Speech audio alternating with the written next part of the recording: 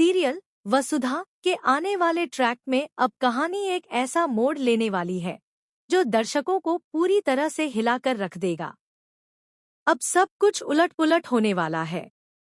देव की जिंदगी में तनाव चरम पर है और वसुधा की आंखों में दर्द की गहराई अब छुप नहीं रही।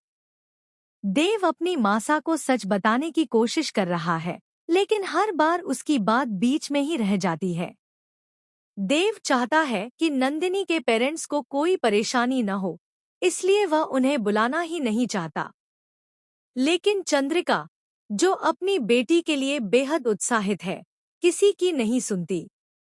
उसका दिल सिर्फ खुशी के खुमार में है। वह सोचती है कि अब जो भी बात करनी है, बाद में करेंगे। और बिना किसी रोकटोक के नंदिनी के पेरेंट्स को बुला देती है। अब नंदिनी के पेरेंट्स घर पहुंच जाते हैं। माहौल में खुशियों का रंग छा जाता है और लगने लगता है कि रिश्ता फाइनल होने वाला है।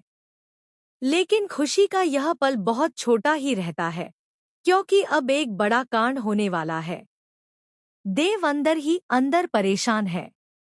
उसकी आंखों में बेचैनी है और वसुधा के दिल में भी दर्द की लहरें उठ रही हैं।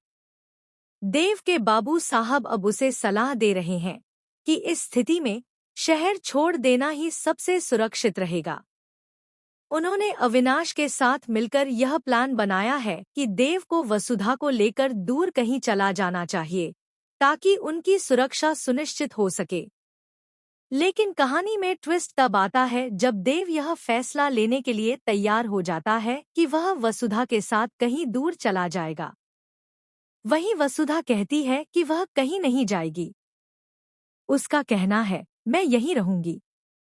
अगर देवी हुकुम से मेरी मंजूरी हो जाए तो ही रहूंगी, नहीं तो मैं अकेली ही कहीं चली जाऊंगी। यह वाक्य इस ट्रैक का सबसे बड़ा चैलेंज बन जाता है। देव और वसुधा के बीच खिंचाव बढ़ता है और दर्शक सोचने पर मजबूर हो जाते हैं कि क्या वसुधा अपने परिवार और हक के लिए लड़ पाएगी या देव को अपने निर्णय में अकेला छोड़ देगी। इसी बीच चंद्रिका की स्थिति और जटिल होती जा रही है। उसका दिल पहले ही नंदिनी को अपनी बहू मान चुका है, लेकिन अब उसे वसुधा को स्वीकार करना पड़ रहा है। यह आसान नहीं है। कहानी में यही वह मोड़ है जहां दर्शक पूरी तरह से इंतजार करते हैं कि चंद्रिका क्या निर्णय लेंगी।